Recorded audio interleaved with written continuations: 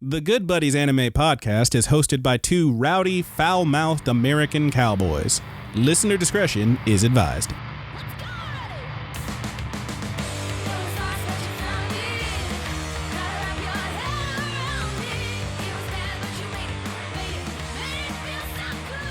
Hey Good Buddies, what's up and welcome into the Good Buddies Anime Review.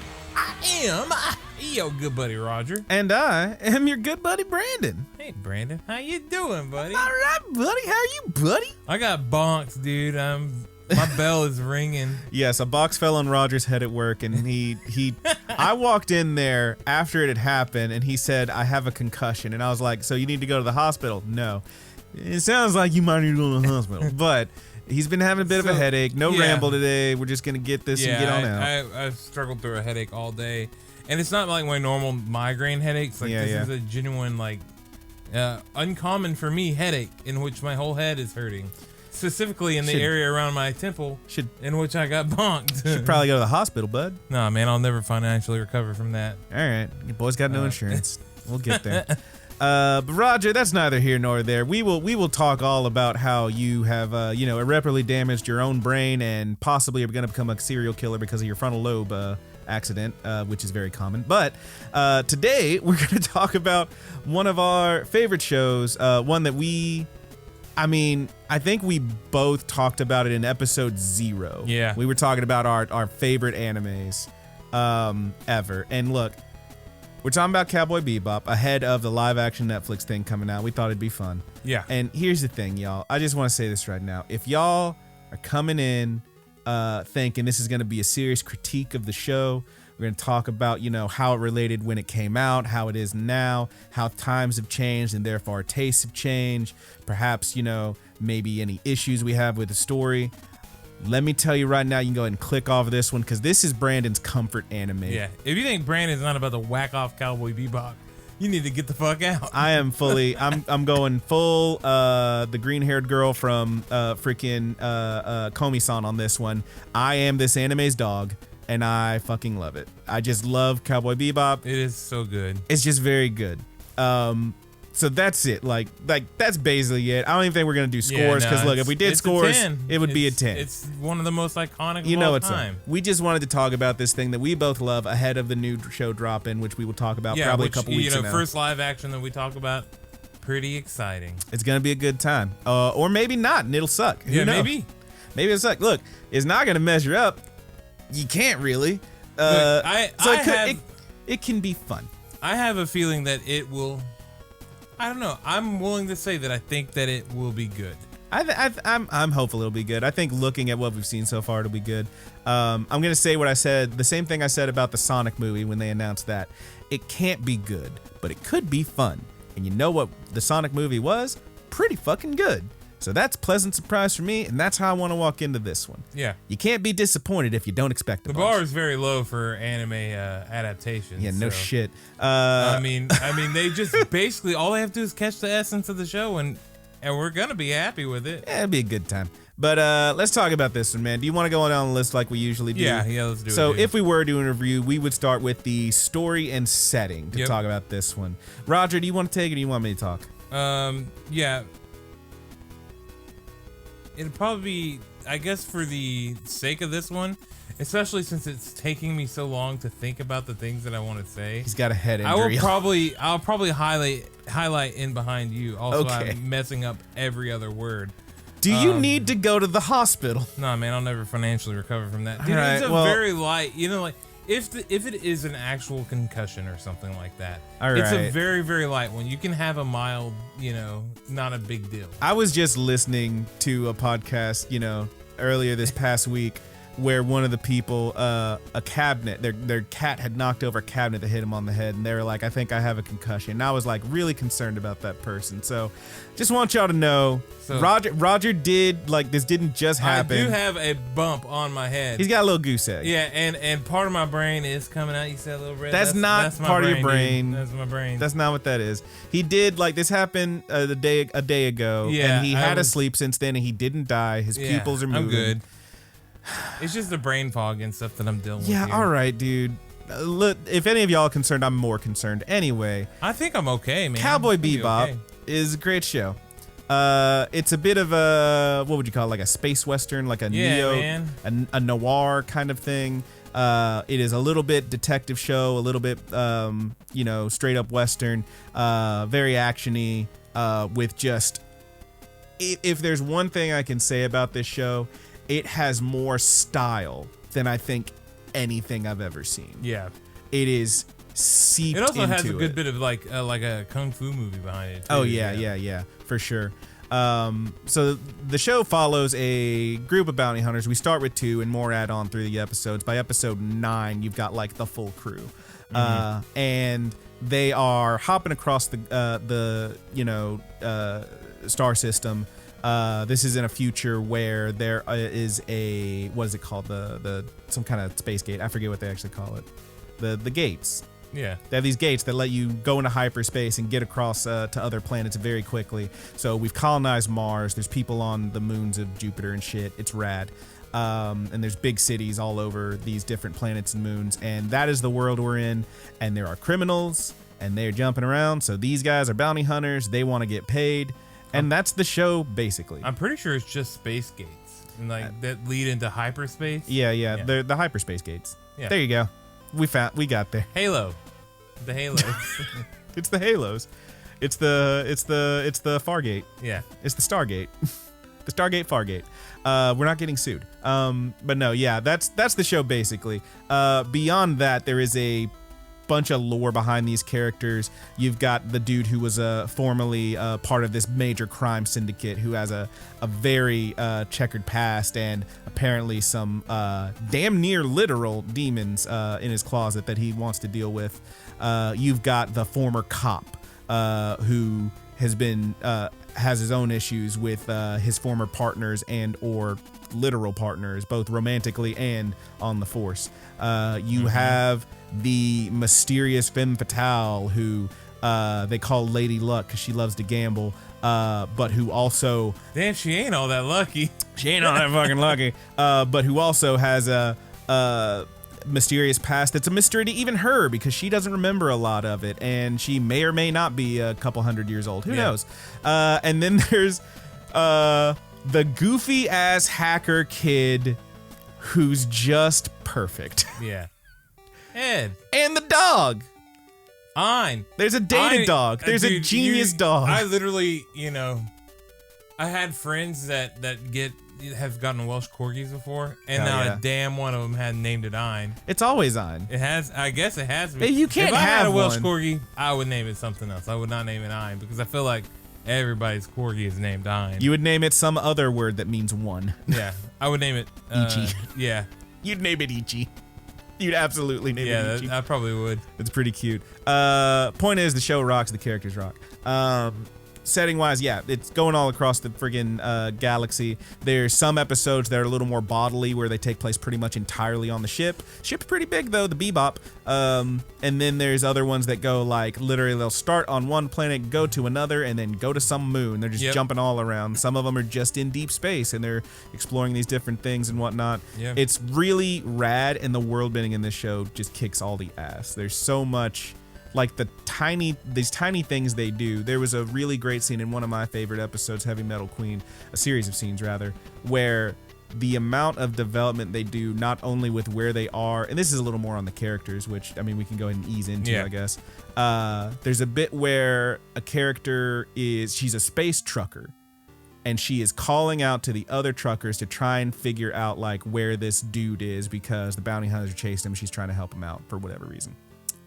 And she like puts out the call and you cut to some dude in his truck, and the amount of fucking personality you get from these set dressings where this dude is sitting there and there's like all these posters and there's like noodle stuff, and like this guy's like clearly on some like teenager shit where he's got all these sexy ladies on his wall and he hasn't cleaned up. There's just noodle things floating around through the freaking cab of his space truck, and he's like blah blah blah blah saying something.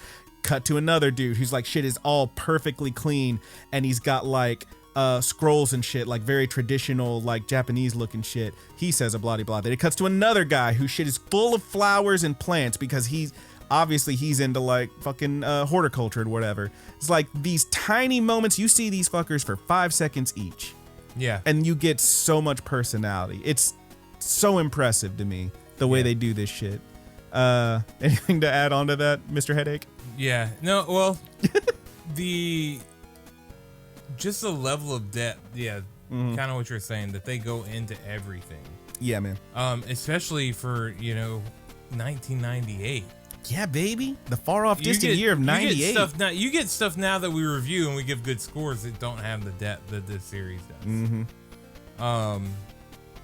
But yeah, even all the villains pretty much. I mean, there are a couple that are but for the most part, all of your antagonists, episode to episode to episode, are all pretty good. Yep. And you get a feeling for every single one of them. There are characters that you run into that are just, there for the episode, that are little sides. They may be the opposite to the villain or whatever. It may be the person they're trying to help, or, somebody that is looking for the bounty with them or something like that. Right. These characters are all, you get that full character in that episode, and they treat it like they treat their main characters. Like, they want you to know who they are, and the show just does an exceptional job at conveying that and getting it done. You're absolutely correct. I will say, so there's a couple moments like it's very rare that you get a character in this show that's on the screen for even 5 seconds who you don't get a perhaps shocking level of development for. Like, you really get a feel for that character. I will say, there's one that maybe doesn't get a whole bunch and they're there for a little while. We will probably talk about that a little later. Sure. Billboard that one. But for the most part, like, the show just kind of kicks ass in every respect. How about our main characters? You want to talk a little bit about them? I mean, they're, maybe the greatest cast of all time in a show. Maybe. Yeah. You got Spike. They are who the tropes are designed around. Yes. You got Spike, who's like this just badass karate boy. He's got a gun. He kick a little ass. Moves like water, baby. You got to move like water. Did you see? I was like water. Oh, Roger made a face. The thing about Spike that I really love is that he is ostensibly your main character. Yeah. I mean, the whole cast is the main character, but he's like the main character. The show more or less begins and ends with him. But like, there's this thing about him where he's kind of just a fucking punk. Like, he's very professional when he needs to be, except he's never professional. He's the most serious, not serious character of all time. And he kind of don't give a shit ever. Like, there's entire bits where he's going on. There's a whole one of my favorites. The whole episode, he's not after a bounty. He's not trying to get anything. It's just he was walking down the street, and this dude decided he wanted to fuck with Spike. And he tried to kill him. He almost killed him. And now Spike's like, well, I gotta go kill that guy. And that's the episode. Like, and it has an amazing ending where, like, this mysterious figure, this so strong and so fast and has so many weapons that Spike is fighting. And at the end of the episode, like, I guess minor spoiler, Spike fucking wins because he's Spike. And the whole time, Jet has been doing all this research trying to figure out what this guy's deal is. And he calls up Spike right at the end. He says, hey, we figured out what you're up against. And Spike's just like, I don't need it anymore. Because he don't care. Because it don't matter. Because his part's done. He's done here. Yeah. And he's going back to the ship. There's only one thing he really cares about, and that's these figures from his past, who you'll get a lot of that. Jet kicks ass. Yeah. Jet's a former cop. He's a big, bald bad boy. Yeah. Yeah. And he, Jet is cool because he still adheres to kind of the cop in him. He's more or less the straight man for everyone else. Yeah. Like, he doesn't really fuck around too much. He's the one who's always trying to keep things in line, not unlike a stereotypical police officer. He is not a loose cannon. He is your neutral good. Yeah. Whereas Spike is your chaotic good. We're getting into this. Yeah. We're doing the fucking... The D&D. Oh, no, we can't be doing grids on this. We can't do alignment charts on this. Are you kidding? We'll be here all night. But yeah, Jet is just he's very serious. He, again, like, everyone's got their things in their past that you will get throughout this, and you'll have those like lore episodes that are all about like the mythology of these characters and getting in their past, and then sometimes you'll have those like one-off monster of the week type ones. And Jet, man, like, his whole deal with being a former cop and seeing like the shit he went through is pretty intense. Yeah, it makes him to where he can't fully, he wants to grab and hold on to the people that he cares about, but he never fully can do it. Yeah, because he's been like through it so many times. Yeah. He is like the quintessential, like we said, is kind of like a neo-noir type thing. He is that fucking dude, like, sitting in his office just smoking and drinking, like he can't deal with like the shit that he's been through. Yeah. He's so good. I love this boy. Yeah. Good old Faye. Good old perpetual wedgie. Yeah. Those fucking shorts are always up her ass. Damn. Goddamn. You know what? This is the 90s. They wanted to make her sexy. Yeah, this is course, sexy, man. I guess. And they did a good job, because I can't think of any kids that watch that show that did not have a big fat crush on Faye. See, I look at it now and I'm like, no ass. But I get it. But yeah, so she's rad. She's got purple hair. Yeah. She's got jiggle physics. She's got a little bit of jiggle physics. Faye, so it's I can point at examples in here like one of your favorite episodes, episode 5. I can point at that and say like, oh, she's a damsel in distress. And yet you see throughout the show that like she absolutely gets down and fucking dirty with it. She is often like instigating. She is more than once. The whole reason that she's in trouble is because she looked at something. She's like, well, I'm gonna take care of this shit myself. Exactly. And she just wasn't as slick as she thought she was. And no, and she's never as lucky as she thinks she is either. That's like the thing too, is people early on she gets introduced as if she's very lucky. And yes, they call her Lady Luck. I seriously can't think of, other than surviving, her getting lucky very many times in this show. Hey baby, hey buddy, you don't need luck It's if true. you know how to cheat. Yeah, that's true. And that's what she's really fucking good and at. nobody in the show really gets all that lucky. You're not wrong. Yeah. But yes, Faye's rad. And then you got everybody's favorite Edward Wong Hao Pepelu Tivruski IV, which is apparently Ed's full name, but Ed gave Ed that name, so what does Ed know? What can you fucking say about Ed? Yeah, she's wild, man. She's just this weird little gremlin of a character who like is introduced in a pretty fun episode, and then like the next, is it the next episode where they have someone like chained up? It's like not shortly thereafter where they have someone like chained up like a bounty, and Ed jumps out, is just staring at him, and then starts biting them like an actual dog. Yeah, she's Donnie Thornberry's older, smarter sister. Holy shit. Yes, and she's also a fucking genius who can hack anything, because of course she is. Oh my god. Ed's perfect. Yeah. And then there's Ein, who's the best dog, the best boy. Who's also a genius. The goodest boy. He's a data dog, whatever that means. Like throughout the whole thing, it's like there's these moments where it seems like Ein knows what's happening, and then you literally watch this motherfucker jump into VR and hack a computer at one point, and I was like, oh, okay, that dog can do that? Yep. Yeah, dog can do that. Hey man, what the dog doing? Kicking ass, apparently. Why do you think so many people wanted that damn dog? You want that damn dog? Get a load of that dog. Yeah, that is our motley crew. That is our motley crew. That is our main group, who every episode more or less centers around. Some more than others for some episodes, but for the most parts, it's these kids. And I think it's interesting that like, as much as I love Ed doesn't show up until episode 9. Yeah, it goes that's far in. That's the thing about the live action is people are worried that Ed's not going to be there, but I mean, if they follow it somewhat, Ed doesn't show up until a little bit later. Yeah. Most time you look back on it, you think Ed's there by episode 6 or so. No, it's way late. Yeah. It's almost halfway through. Almost halfway through before Ed shows up. Yeah. Good old Ed.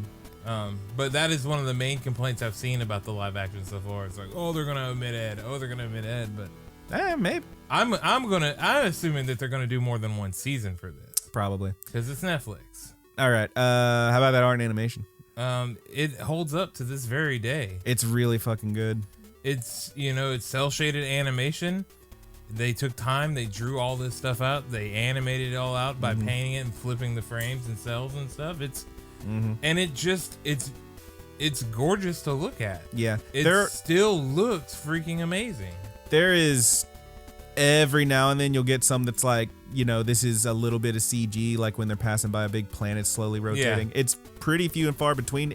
It's never super jarring, I don't think. Yeah, it's not really. And I mean, there's so little of it. It's just there's moments I remember we didn't just have being like, very much technology, at that point. It wasn't until 2000 or 2001. Yeah, it's not like you're watching Vector Man when you look at this, but yeah, man. Yeah, it's going on. But yeah, the animation itself is just so fucking good, and they do these things where like they'll be in these like smoky rooms and they'll just have like a whole filter of just what looks like smoke wisping over everything, and it just gives it a layer of like depth that I really enjoy. Yeah, and the way that the ships move through space, the galaxies and stars and stuff in the background when they move into hyperspeed and stuff, just the way that everything looks, it all ties together so well. It's really good. And it's another thing that they use to add just so much detail into every little thing they did in the show.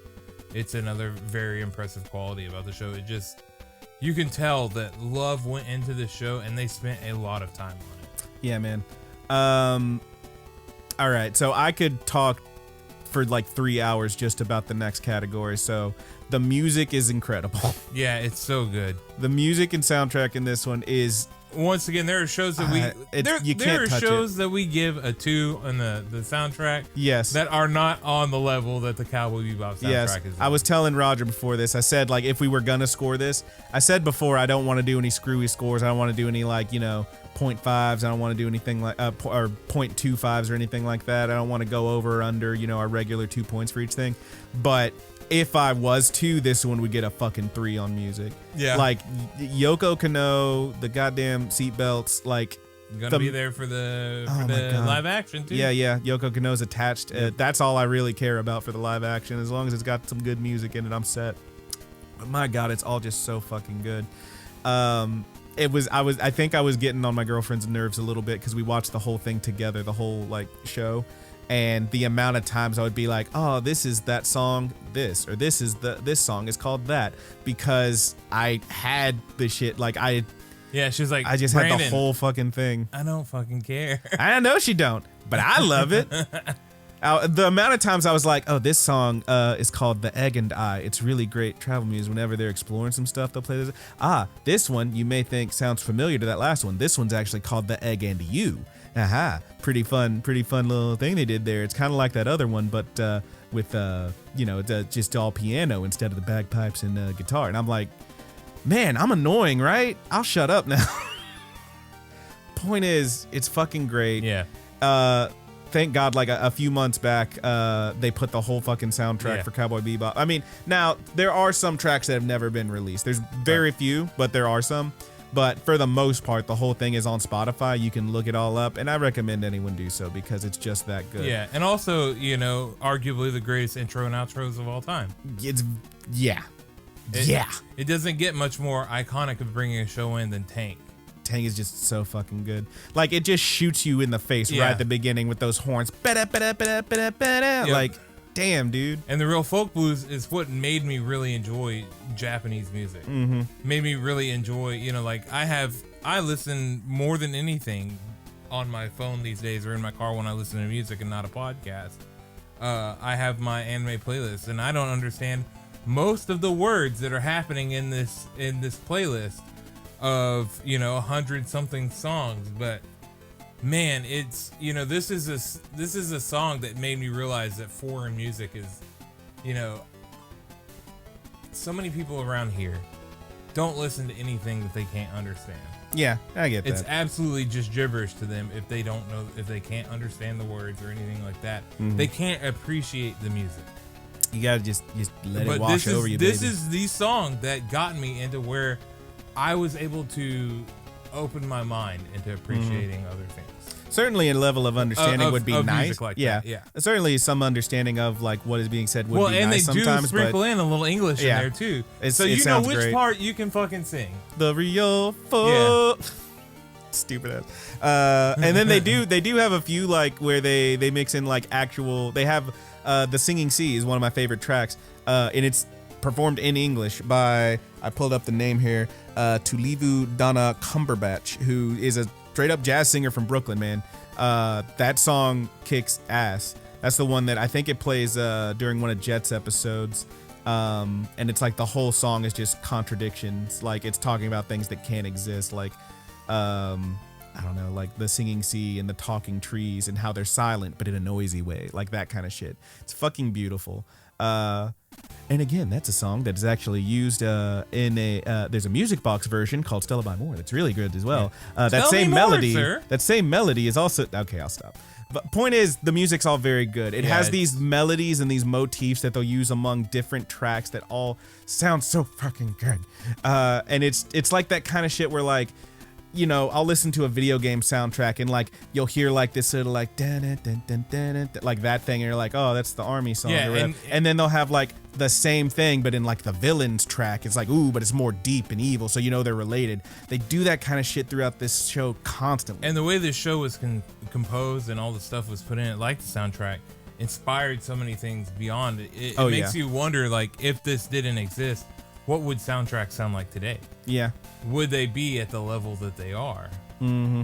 Oh, it's so good. I mean, I can understand if people want to argue, you know, the upper echelon of soundtracks and music, the sound design and stuff in shows. Mm-hmm. Like if you wanted to, you know, people had an argument about which is better between this or Fooly Cooley.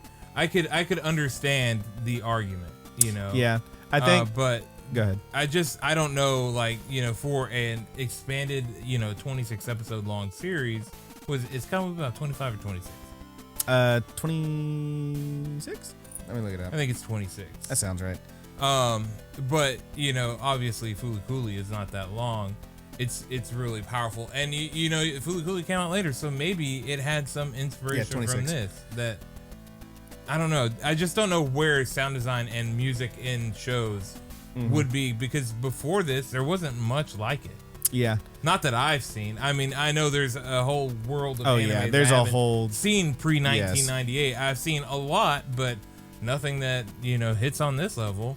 This is like practically a, you know, an older movie, you know, pre-98 movie in every song or in every episode. Sorry. Yeah, totally. Because my bonk and your brain damage. Yeah.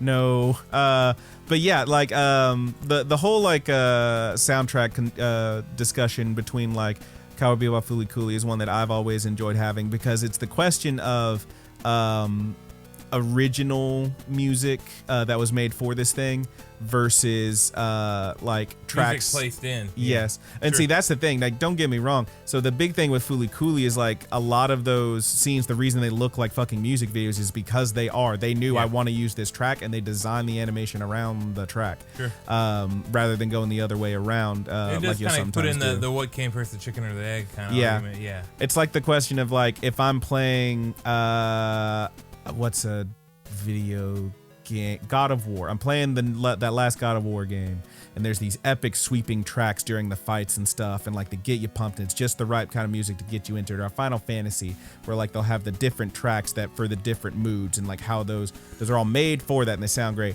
Versus playing a Grand Theft Auto and just driving around rocking out to whatever song while you're shooting somebody. It both feels good. Yeah, listen to Hellraiser or something. Hell yeah, dude. I did download San Andreas on Game Pass. Oh hell yeah. No, I like Vice City because that's got all the sweet 80s tunes. But yes, San Andreas is actually my favorite of those three. But yeah, it's like that, man. It's like they're both good in different ways, but on this one, oh baby, I love me some Cowboy Bebop. Yeah. Let's move on to the final category that Good Buddy's Wiggle Room, which doesn't matter because we're not really scoring that. Yeah. I'll start here. I mean, Cowboy Bebop is iconic. Yeah. Most people know it. Yeah. It got a world of people into anime. Oh, absolutely. It is one of the early shows that kind of transcended, you know, maybe people that didn't so much like other anime. They didn't watch Dragon Ball Z. They didn't watch Sailor Moon. Cowboy Bebop was there, and they could watch it and enjoy it because it has a certain level of adultness to it. Yeah. And then beyond that, the show, the way that it holds up, the way that it, you know, like, a lot of people really enjoyed Star Trek and Star Wars. It's what got them into the idea of exploring space, the genre of space and science fiction. I saw that stuff. I never cared for Star Trek that much. I never cared for Stargate very much. I never cared for Star Wars very much, to be totally honest with you. I like it as much as the next random casual Star Wars viewer. But you put me in a room with Cowboy Bebop or Outlaw Star. I was gonna say, I know it's Outlaw Star. I mean, those are what brought me into it. Those are what baby? Made me fascinated with space. It wasn't science or any show or shit like. Well, it was a show, but any live action show or movie series, giant franchise, it was Cowboy Bebop and it was So Outlaw good. Star. So good. It's what makes in my mind space travel and stuff like that is all based around these two shows. That's what I want. Hell yeah. That's how I see it. It's exciting, and the show maintains that same level of excitement. Albeit, I will go ahead and say that I only watched about half the show. Brandon watched all of it. Oh yeah, I watched. And I thing. think Brandon, I already said this to him. Real quick, watch half the show for this review. Yes. You've seen the whole thing. I've seen the whole thing several times. Yeah. But Brandon did have somebody to watch it with, and for whatever reason, It's a little more fun. yeah, for whatever reason, I couldn't get Kat to sit down for more than an episode or so. Yeah. And then she was ready to bounce, you know. Yeah. Whereas I know whenever Kat is in binge mode, Oh yeah. I know when she's ready to. Man, if there was an unlimited supply of, Vampire Dies in No Time. we would be watching it nonstop. It's very funny. she is Hey, drawn no- to that show. No ramble this week. Check out Vampire Dies in No Time. Yeah, that show is fucking hilarious. It's very funny. But you know, I could tell, like, you know, it's not that I don't think that she wasn't into it. It's that she just didn't have, you know, the time. She's got a lot of stuff to do. Yeah, totally. And I think with the age on it too, she's used to a certain level of polish that Cowboy Bebop admittedly doesn't have, because of the time that it was made. So it holds up very well. Oh yeah. Would never deduct points from it, but I didn't get the same experience as Brandon to go through all of it because I was watching most of it by myself. And I'm like, well, this is not as fun. Like, I can quote this to myself, or I can remember something out loud to myself. But you know, like, it would be fun to have somebody to talk to about. Roger, I so know. lonely and alone. So yeah, I was very lonely. He's and the alone. real life Hattori Bochi. And you know, I'm not gonna try to on a better day I could form my thoughts a lot better. Yeah. But today is, without today is not without a that day. concussion. Yeah, and the ultimate point of this was to, you know, so we would have this under our belt done. We could talk about it. We could tell everybody how much that we love it, and if you haven't seen it, to go see it. Yeah, check you it out. absolutely should, and to brace and get ready for what is maybe the most bold anime adaptation of all time. Perhaps. Yeah, we will see. Will it be the best? I don't know, but bold, man, you really fucking around. You trying to make a live action Cowboy Bebop, and so far everything they showed, does have that love and care that it seems like it should. It's looking pretty sweet. It looks like everybody working on the show is into the anime. Oh yeah, they're big fans, clearly. Yeah. Genesee Quad-wise, I don't really have anything else to add. It just kicks ass. It's just that good. Like I said before, this is Brandon's comfort anime. Brandon just likes to put this one on and have fun. It's got, I will say this, if I was gonna like try to do one of these, here's my fucking GameSpot review with the line they always like to drop. It's got a little something for everyone. Because it fucking does. It really does. It has I'll admit, a pretty simple to enjoy, a pretty simple to digest, let's say, sense of humor. There's nothing in here that's really going to challenge you all that hard, but it's very funny.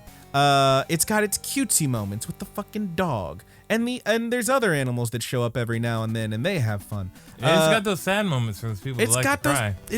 And I love to cry. It's got those sad moments. It's got those actiony bits galore. The fight scenes, the shocking moments. Yeah, man, when like stuff just happens. It's got a little bit of sexy. It's got at least 2.5 fucking grade A horror episodes. And even those have a little bit of humor in them. Well, one of them does anyway. But yeah, it kicks a little bit ass. And it's very good. There is one thing I wanted to talk about with you that I talked about a little bit earlier. I thought this would be fun. So if you had to choose,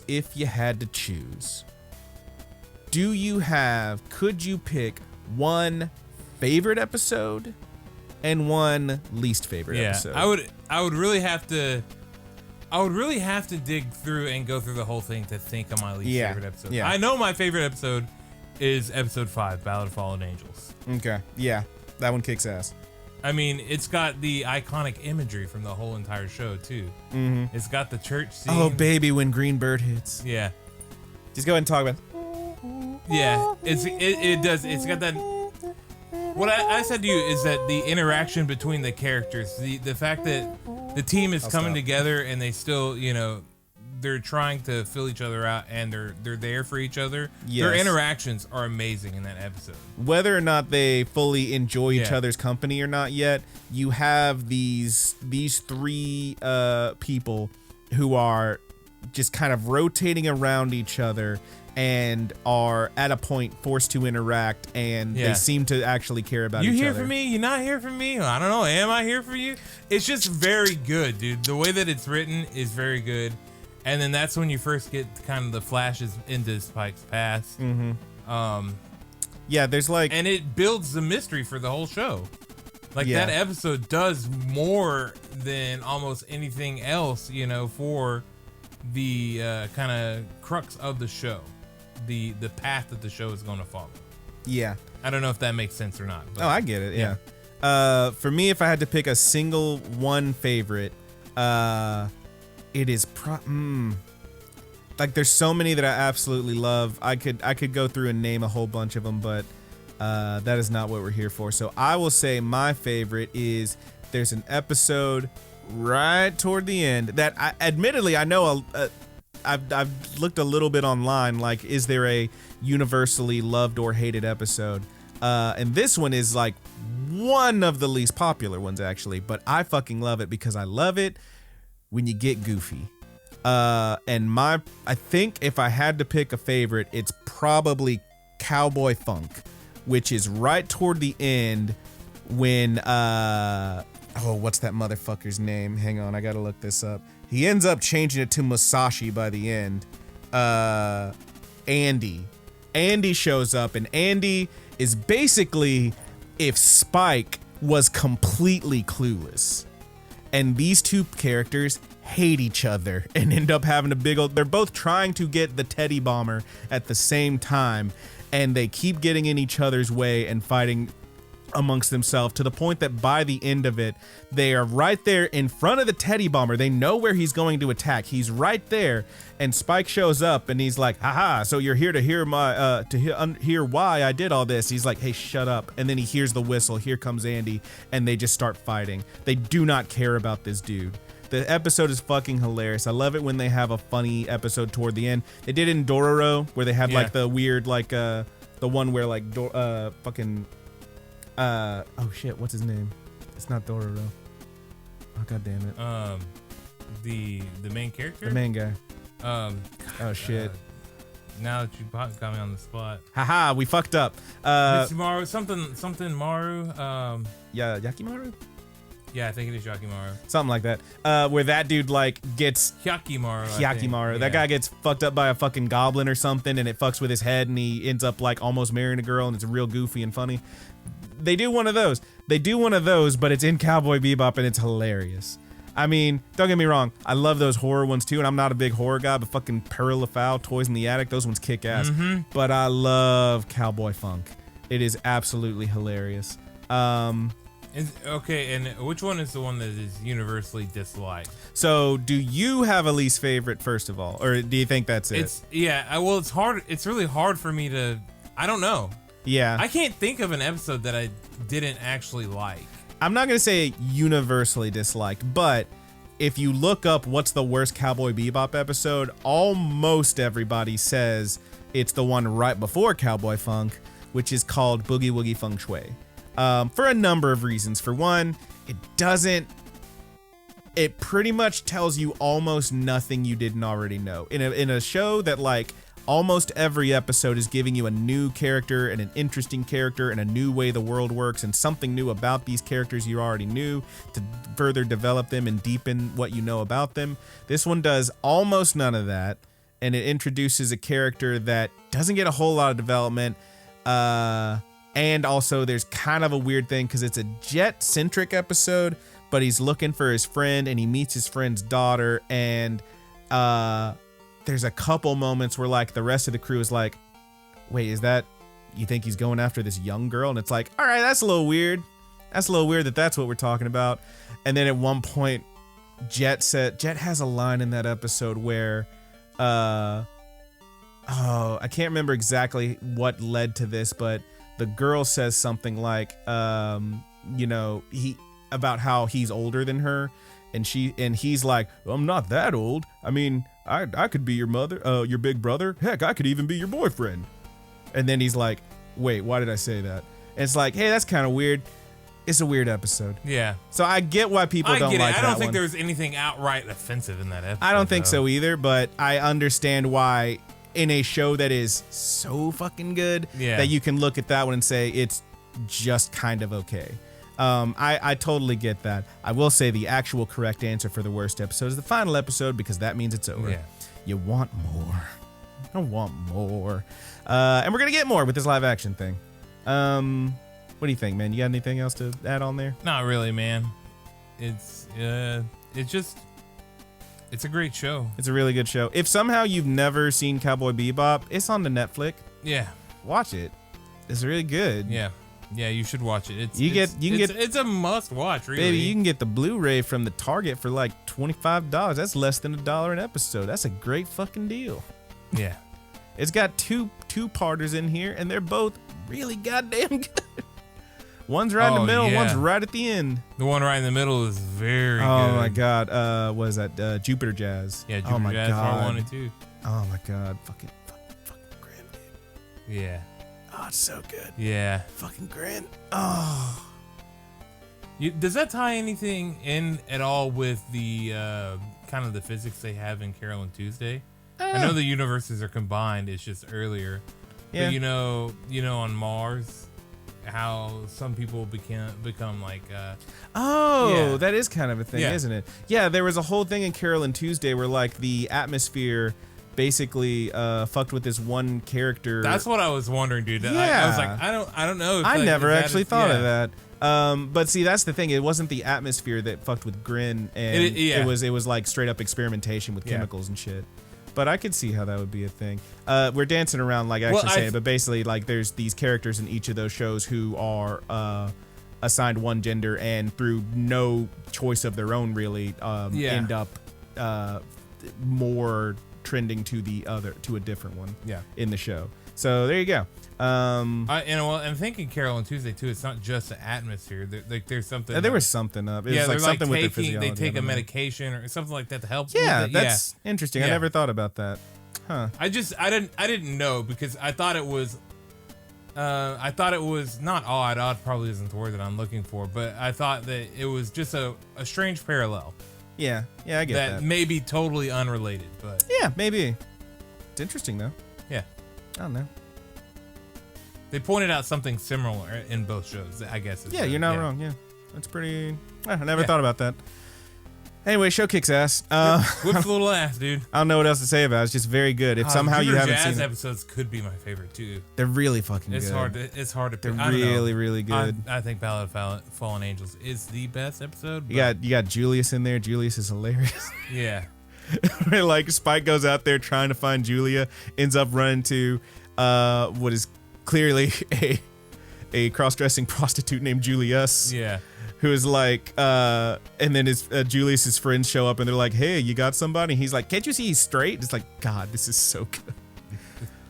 That's also the episode where Spike drops the immortal line where someone's trying to rob and he says, "Do I look like I got money?" It's so fucking good.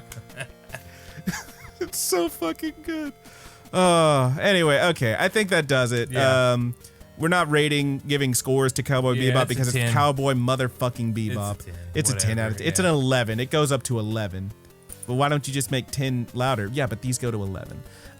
So we're gonna go ahead and call it there. Next week we're doing Way of the House Husband Part 2. Yeah, they dropped the rest of it a little while ago. I stopped watching it, but I did already watch a couple of episodes. I haven't seen any of it yet. So. Yeah, so me and Haley watched through the first half, so we'll have to check that one out pretty soon. But we're going to talk about that one next week. We will get on to it. For now, though, we're going to hit some plugs and bust on out of here. Hold on, before we do that, we do have a question that I want to answer. Oh, ho, ho! We got a question from our good buddy Josh. I don't want to forget it just because I got bonked. I can still answer this question because I thought about it pre-bonk. Mm-hmm. This guy. He says, what year has been your favorite for anime? His answer is it's probably he said probably gonna need to look at a few shows beforehand. It's 2011 for him. Madoka, Fate Zero, Nichoji, Steins Gate, Yuri Yuri, and some other well-regarded shows he hasn't seen yet. But I mean, I do know that 2011 is a pretty well-loved year. I think 2012 is also very loved. I don't remember which year is like the generally accepted best year for anime at this point. I mean, now there's been a good few. The last few years have been very good for anime. Yeah. My answer, while Brandon is trying to figure out what his answer is, because I don't know. Your boy's got to answer 2019. Okay. 2019, the year of Domestic Girlfriend. You son of a bitch. But also the year that it's when the second season of Mob Psycho 100 came out. Yeah. And that got me into Mob Psycho altogether, which became one of my current, modern, I guess, current anime favorites or whatever of all time. I do love Mob Psycho 100. It is in my top 5. It's really fucking good. But yeah, that's an excellent year. There's so many good shows in there. I should have had a list prepared. I've got one right here. Yeah. So for me, I was having trouble thinking about this because we started doing this podcast in 2018. 18, yeah. And the thing is, I hadn't watched a ton of anime before that. Like, I'd seen a few shows, but I wasn't watching as heavily as I had been. So for me, I'm it's got to be 2018 or up probably, just because I've seen more stuff from them. And 2018 has some fucking bangers. You got Devilman Crybaby, Violet Evergarden, Cells at Work, Megalobox, Gretzko, Hinamatsuri. Really good stuff. Love is War was 2019. Yeah, I was just gonna get to. I think probably for me it is 2019 as well though, because I mean, yeah. Oh. Hang on, let me read. You got Time I Got Reincarnated Slime, Promised Neverland Season 1. One of the few shows we gave a 10 is on there. Yes, I was just getting to it. Sarah motherfucking Zanmai. Yeah, Sarah Zanmai kicks all the ass. But then you've also got some of my I will say less well known, but still some of my favorites, Oh Maidens in Your Savage Season is on there. Vinland Saga kicks so much ass, and I can't tell you how. I was actually looking up Vinland Saga stuff because they apparently have confirmed there is going to be a season 2. 2, there's a Blu-ray out that has it seems, as far as I can tell, this Blu-ray is the only way to get the English dub that exists. But 3, when I was about to order that Blu-ray, I was like, oh, by the way, there's a special edition of this season 1 Blu-ray coming out soon. I was like, but when though? I don't know, but it's coming. So I guess I'm going to wait for that. But yes, Vinland Saga kicks so much ass. Slime, people love Slime. That was 2019. Slime's good. Demon Slayer. The first season of Promised Neverland. Yeah, Demon Slayer. Sense of a Bookworm's pretty good. My Roommate is a Cat. I know you love My Roommate is a Cat. When did hang on? You remember, dude, that whole year, season you were trying to set me up. I was like, yo, it just felt like you got a show about a cute animal. It seems like the easy thing to do is just kill the anime. And since then, we have seen in an episode how well I handle the death of animals. Oh, I knew it would be bad. I kind of wish they'd done it just to really fuck you. I had a total meltdown in the Wonder Egg Priority episode. Go check that one out if you have not. Yes, you absolutely lost your entire shit, and it was pretty fucking funny. Yeah, I'm still pretty torn between 2018 and 2019, but I think I would give the edge to 29. Well, no, I'm looking at 2018. I'm like, you got Zombieland Saga. You got a Place Further Than the Universe. Yeah, Place Further Than the Universe. If I know you haven't seen that one, that show is so goddamn good. It's like a simple ass slice of life with a really ridiculous plot where it's a bunch of girls who are friends and they want to go to Antarctica. Yeah. That's the show. It's so good. I think your Gretzko was 2018. Yeah, it was. I was looking at that a second ago. I probably that's a toughie, but it's definitely between 2018 and 2019. I'm gonna it really comes down. Do you want to pick the year with Domestic Girlfriend or without Domestic Girlfriend? All right. Well, you've torn me. I guess it's 2018. Right, I guess it's 2018 then, because fuck Roger. You know who? Has I'll say 2018. I'll say 2018 just because you said 2019. Just because he likes to be wrong. Just so we can have different answers, sir. But no, 2019 had a bunch of good stuff too. Yeah. But that's what I'm going with. Thank you so much, Josh, for the question. Love getting questions. Yeah, man. If really, you want to, it really brought out the best in us, you know. Yeah, no kidding. If anyone else out there, I thought about that pre-bonk. This guy. If anyone else wants to give us some questions that we can answer on the air, there's a number of different ways to do that. You can leave us a comment if you're checking us out on YouTube. Josh asked on our Discord. Yes, there's the Discord. All the links to these in the description below. Pretty much anywhere you see the Good Buddies Anime Podcast, that's us. So go ahead and leave a comment, 5 stars, thumbs up, etc., etc. We'd love to hear from you guys. We do have the Facebook and the Twitter and all that stuff, some of which we use more than others. But the easiest way is, of course, to leave a comment on the YouTube page, or to shoot up into the Discord and jump on in there and have a good old time. Thank you so much for listening. We love hearing from you guys. Again, if you're listening to the podcast, no ramble this week.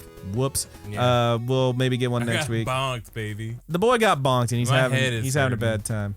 It'd be hurting. I will take you to the doctor. No, all right, it's fine. I've got some money. I really don't think it's a big deal. If I thought that it was a big deal, if I truly believed that this was something serious, all right, man, I would go to the hospital. I'm just gonna say it right now. Like, y'all hear me pleading with this boy, so God forbid something happens. I tried. It was maybe a 2-foot fall. It was It was a My Hero Academia deck box for the card game. Oh, no wonder. So it has now these decks. It comes with 2 decks. Inside. Baby, you got Oklahoma smashed. I got Oklahoma smashed, dude. Or whatever they say. They use the heavy duty cardboard. You know, like when you get a really nice board game and you open up that lid, you're like, damn, this is a heavy duty. Did he hit you with the corner? Is that what the spot is? Right in the corner, dude. Oh no! It tumbled down. It did a little spiral. I only imagine they came in like an axe. Conked me right in the head. About 3 people saw. So it was, initially, not only did it actually fucking hurt. You were getting laughed at. It also hurt my feelings because people saw me. And then Olivia was very upset about it, my coworker Olivia, who is just amazing to work with. She's a little sweetheart. Yeah, she felt so bad. I'm like, please do not feel bad. That's making me feel worse. Oh, baby boy. And I was reaching something because a customer had asked her a question on the price of something.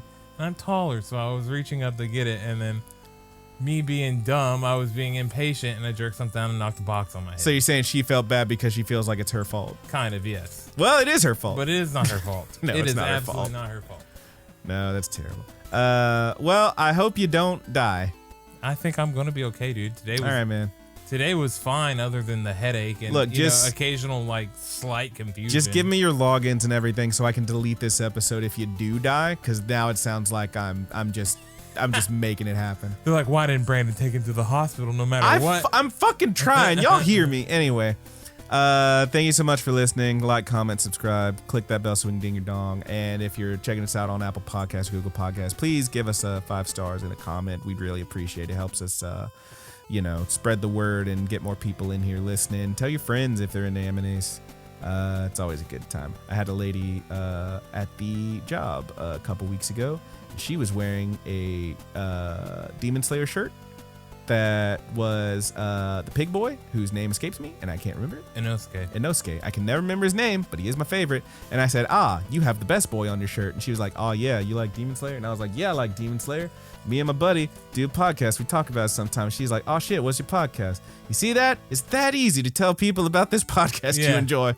And they can check it out and listen. And if she's listening right now, Hope you didn't hate it. Thank you for might listening. not have been a good week to start. Yeah. Maybe try the last week or the week before. I was just thinking, like, at the beginning, we were like, I'm your good buddy Roger. I'm your good buddy Brandon. Hey, buddy. Hey, buddy. How's it going? And, like, if this is their first episode, they're just like, these guys just call each other buddy all the time. What a couple of fucking weird. Everybody's our buddy. We're all buddies here. Yeah. Good buddy. Google gobble, we accept you. One of us. Anyway, yeah, I think that about does it for the regular plugs. Again, links in the description. Thank you so much for listening. We do want to give a shout out to our musicians. Thank you to the Mary Janes, aka Married with Seamonsters. I said it backwards this time. Ha. For the use of our opening theme song, Paperdoll. That band doesn't exist anymore, but you can find their music on Spotify and so many other hot fire tracks like Paperdoll only on marriedwithseamonsters.bandcamp.com. Thank you so much, Married with Seamonsters, aka the Mary Jane. We also want to give a shout out to Haas, who does the closing theme on the YouTube show. That is called The Buddy's Good. Thanks again, Haas. You can find Haas at Thomastastesbetter, all one word, on Instagram, and at DUNGEONWITCH on YouTube. That's Thomastastesbetter on Instagram and DUNGEONWITCH on YouTube. Thank you again, Haas. And finally, a shout out to our good buddy, A Petty Theft. Bonk, bonk, bonk, bonk, bonk, bonk, bonk, bonk. I was like, how's he going to make this about him getting bonked on the head? There it was. That is how it's pronounced, question mark? 2 P's at the beginning, 2 T's at the end. Thank you, Petty Theft, for the use of our closing theme on the audio portion of the show, the podcast, which we are still calling Sweet Anime Dreams. One more time, you can find Petty Theft at Twitter and on SoundCloud at Petty Theft. And I think that about does it. We're good to go. Do you have one to take us out on, big boy? And is it going to be about getting bonked? I mean, if I take us out on one, it's just going to be the word bonk. All right. Because I got bonked, dude. I got fucking bonked. It sucks, but I don't ever want to get bonked again. And I want people to see when my good buddy AJ was there. I think he saw me get bonked, too. Aw, baby boy. Yeah. Everybody see me getting bonked, hurt my feelings because I got bonked in front of people. You should really check out that Ranking a King show. There's a pretty good bonking in that episode. Yeah, hit me my stupid receding hairline head. Just fucking hate it, dude. I just fucking hate everything. You're gonna be okay, bud. Bonk. Unless you're not. So from all of us here at the Good Buddies universe, I am your good buddy Brandon. And I am your good buddy Roger. Bonk. Are you my bonk buddy Roger? Yeah. You want to get bonked, dude? You looking to get bonked tonight? wait. Let's bring back a classic. Count the bonkula. Yeah, Count Bonkula.